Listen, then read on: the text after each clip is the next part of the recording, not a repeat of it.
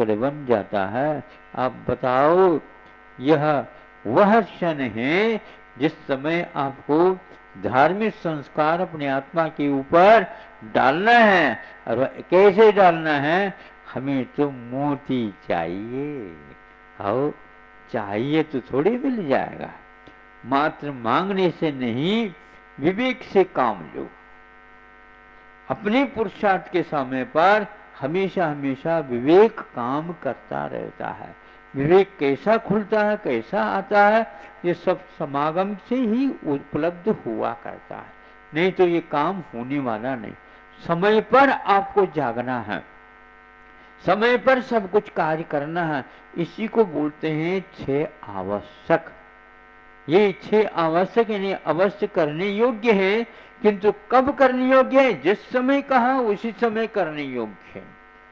यदि उलट पुलट कर दोगे तो वहां किसी भी प्रकार से काम नहीं आएगा। कनक लिखा है अथवा सरल लिखा, तो सरल लिखा तो स के जगह पर र लिख दो, र के स्थान पर स लिख दो, ल को आगे पीछे रख दो, ये सरल नहीं बनेगा। किंतु जिस स्थान पर जिस अक्षर की नियुक्ति कर दी गई है उसी पर करेंगे तो सरल होता है, नहीं तो वह गरल भी हो सकता है, नहीं विष का रूप भी धारण कर सकता है। भावों के माध्यम से ही हमारा जीवन उन्नत बनता है और भावों के माध्यम से ही हमारा जीवन अवनत होता है। आज तक उन्नति के सोपान अपने जीवन में नहीं आए तो वो ऊपर से नहीं आते, अपने को उनके ऊपर पैर रखना आवश्यक है। कहाँ से रखूं, कैसा रखूं, ये आपके ऊपर आधारित है। पैरों से ही उसके ऊपर रखा जाता है, सिर रख करके नहीं। आज का युग बौद्धिक युग बहुत माना जाता है, लेकिन आचरण का महत्व है, न कि बुद्धि का महत्व। केवल बुद्धि का भी नहीं, केवल आचरण का भी नहीं, बुद्धि को सही बना करके आचरण के लिए पैरों को संज्ञा दी जाए, इशारा किया जाए, तब वह सही सही कदम आपके कहलाते हैं, नहीं तो वह कदम नहीं, आपके दम ले लेंगे वो। आप समझो इसको। इसलिए मनुष्य एक ऐसा प्राणी है जो संस्कारित है, संस्कारित होकर के आया है, आज वर्तमान में भी संस्कार डाल रहा है, तो अगले भव में आप पूछने की कोई आवश्यकता नहीं, आपके लिए पहले से तैयार मिलेगा आपको। जैसे रिजर्वेशन के माध्यम से आप यात्रा करते हैं तो पहले से सीट वहां पर खाली है, आप सोचते हैं टिकट ले लिया तो हो जाएगा, ऐसा नहीं। आप जिससे हजारों व्यक्ति वहां पर रहते हैं, तो संस्कार पहले से करना आवश्यक है, और वह पहले से बहुत सावधानी के साथ करना आवश्यक है। पूरा का पूरा बीज समाप्त होता है, समाप्त करना होता है, तभी आकर के 10 गुना 20 गुना फलता है। आज का वैभव आपके लिए भोगों के लिए नहीं मिला है, किंतु उस साधना पथ को तैयार करने के लिए मिला है। जो भोग मिला है वह कर्म के उदय में, पुण्य के उदय में मिला है। अब यदि उसका उपयोग विषयों में करोगे, पाप का ही बंध होगा। ये संस्कार आप पाप के डाल रहे हो। ध्यान से सुनिएगा, पुनः मैं कहता हूं, पुण्य के उदय में ये लक्ष्मी मिली है, पुण्य के उदय में ये कुल मिला है, पुण्य के उदय में सारी अच्छी अच्छी एक क्वालिटी के आपको उपलब्ध हो गए हैं, लेकिन आप इसके मालिक हैं, ये भी मैं मानता हूं, लेकिन इसका उपयोग यदि विषयों में करोगे, पाप का ही बंध होगा। यदि उसमें से प्रतिशत भी निकालते हैं तो निकलते ही वह अपना काम करने लग जाएगा। आम को चूसते हैं, एक बहुत अच्छी प्रसंग की बात कहता हूं। वह ले लेता अच्छा चुन करके आम, अब चूसने की बात है।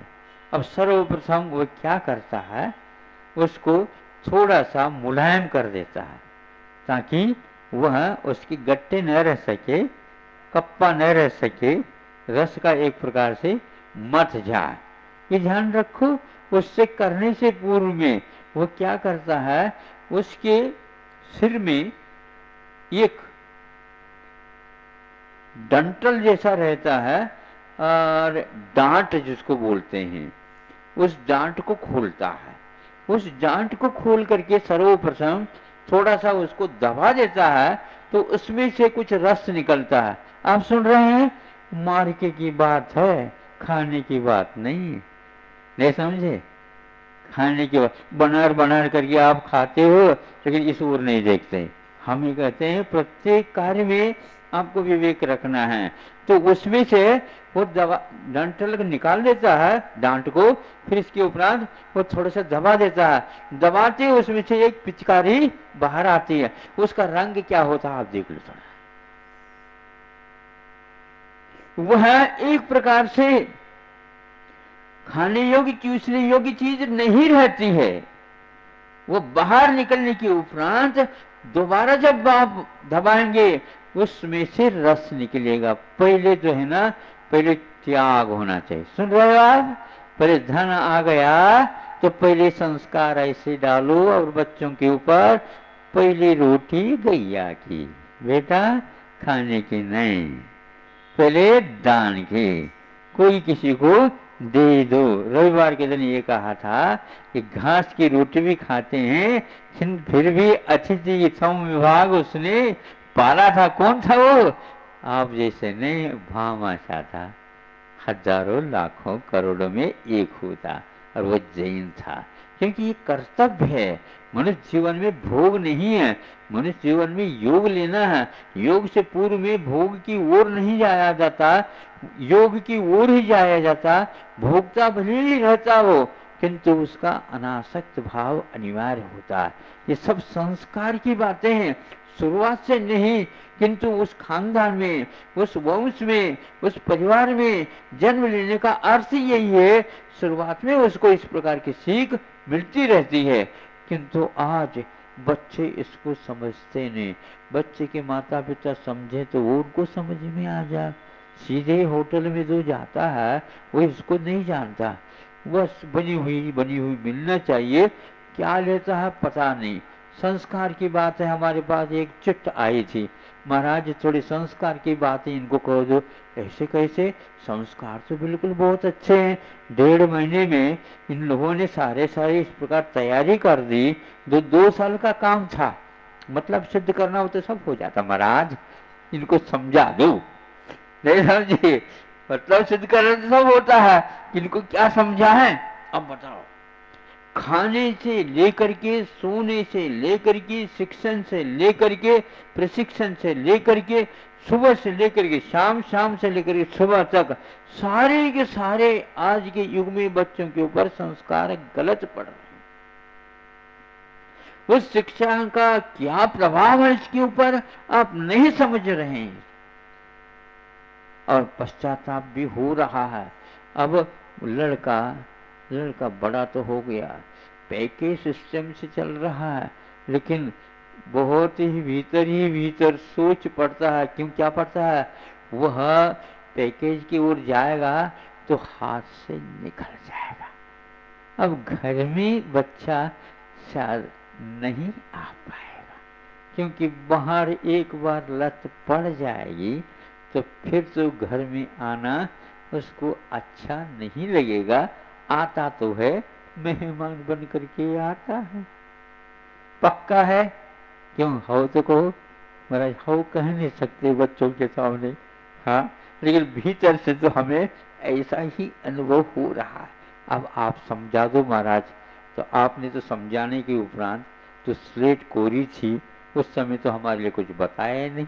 और महाराज इसको कुछ श्री गणेश सिखाओ, ये गणेश क्यों आगे भी बढ़ गया, कुछ लिखा है उसको पहले मिटाओ फिर बाद में हम कहेंगे। ये आपका ही लड़का है? हाँ ये कह रहे, ये तो एक औपचारिकता है।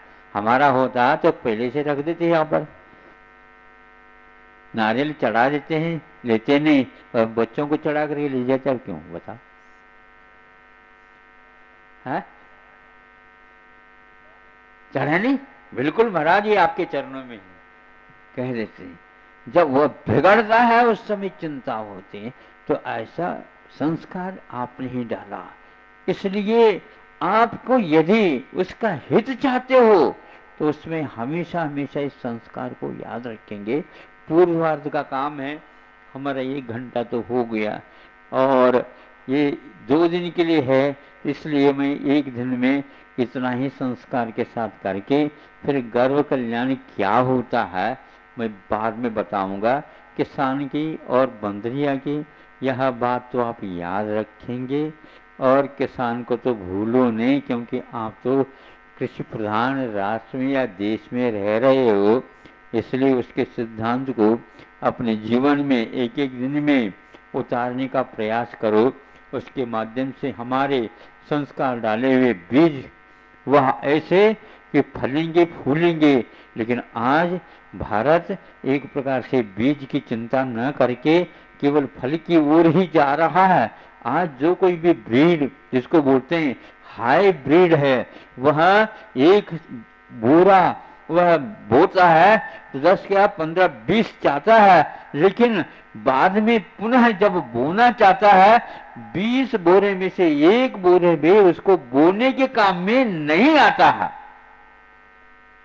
ये कितनी अविवेक भरी बात है। पुनः आपको खेती करने के लिए बीज खरीदने होंगे, मतलब हमेशा हमेशा बीज के विषय में आप स्वतंत्र नहीं, आपको मांगना पड़ेगा। और एक दिन ऐसा आ सकता है वो नहीं देगा तो आपके खेत, हे किसानों, आषाढ़ आ जाए चाहे सावन आ जाए, इसलिए 27 में 10 गए तो हम गए, रहने कोई नहीं रहेगा। अभी आप जागृत हो जाओ। ये हर बीज को इस ढंग से हाई रूप दे करके जो असलियत है उसको परिवर्तित किया जा रहा है, हर क्षेत्र में किया जा रहा है। एक व्यंग्यात्मक लेख पढ़ा था, उसको पढ़ करके मुझे लगा अब मैं किसको कैसे कहा। आज आम आ गया कलम का, आज टमाटर आ गया कलम का, आज करेला आ गया कलम का, आज वो केले आ गए कलम के, आज पपीता आ गए कलम के।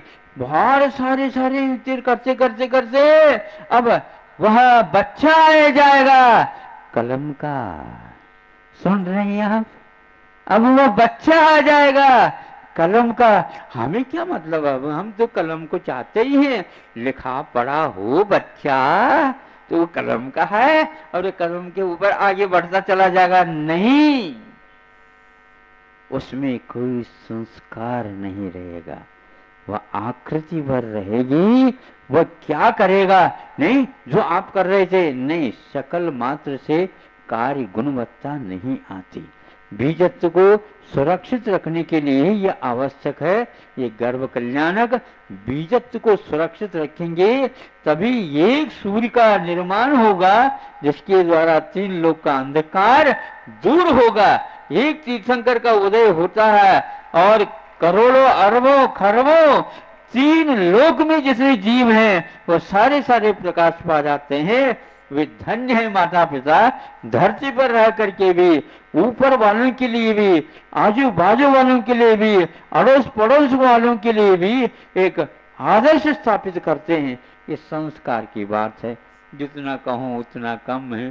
पुराण ग्रंथों में इसकी कथा बहुत लंबी चौड़ी है, उसके साथ आधुनिकता के साथ तुलना करूं मुझे लगता है वो तुलने योग्य नहीं है, लेकिन फिर भी जमाना हमेशा हमेशा तुलना के माध्यम से ही समझता है, इसलिए आपके सामने रखा। अन्यथा यदि हो तो मैं कल पूछूंगा, यदि यथार्थ है तो मैं कल देख लेंगे। आज का हो इतना ही पर्याप्त है। और आप लोगों को चाहिए कि निजी तत्व क्या है इसके बारे में बाद में, लेकिन अपना कौन सा नहीं है उसके बारे में भी पहचान आप करो। गर्भ कल्याण के विषय में आज उत्तरार्ध में सो शेष है, संपन्न कर लिया है। कल हुआ था संस्कार का विधि विधान जो पूर्व पीठिका के रूप में, आज वह कार्य पूर्ण हुआ। कल जन्म कल्याण के लिए तैयारियां जारी। एक एक दिन में एक कल्याणक बना करके इसको संपन्न किया जाता है। वैसे उनकी तिथि के अनुसार यदि पंच कल्याण कर लें तो फिर ब्रह्मचारी जी को सोचना पड़ेगा, शायद एक साल में भी पूर्ण हो भी सकता है, नहीं भी होता, क्योंकि ऐसे कभी हैं एक तिथि के दिन 2-2, 3-3 कल्याण भी हुए हैं। तो यदि प्रतीक्षा कर लें तो 3 साल लगेंगे, और क्योंकि भिन्न भिन्न समय में हुए, लेकिन उचित दिन में हुए। जिस तिथि पर जन्म गर्भ कल्याण हुआ उसी पर जन्म भी हुआ और दीक्षा भी हुई। इसलिए संक्षेपीकरण यह एक एक दिन करके करते हैं, औपचारिक स्थापना के अपेक्षा से।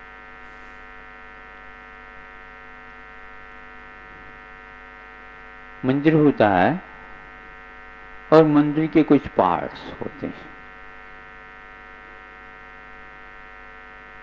यह पार्ट तो मुख्य रूप से सभी मंदिरों में पाया जाता है, जिसको बोलते हैं गर्भगृह। दूसरा पार्ट होता है गूढ़ मंडप, तीसरा होता है नृत्य मंडप, फिर चौथे श्रृंगार चौके आदि। तीसरा भी और होता है मंडप ही, उसका भी नाम रखा जा सकता है, वह नृत्य मंडप के साथ साथ जोड़ दिया जाता है। इस प्रकार 3-4 पार्ट इत्संग से उस वास्तु के हो जाते हैं। सर्वमुख्य जो गर्भगृह है, जहाँ पर श्री जी विराजमान होते, वे जी विद्यमान रहती हैं। गूढ़ मंडप में भी वे जी प्रतिमा रखी जा सकती है, इसलिए उसको नाम भी गूढ़ कहा गया है।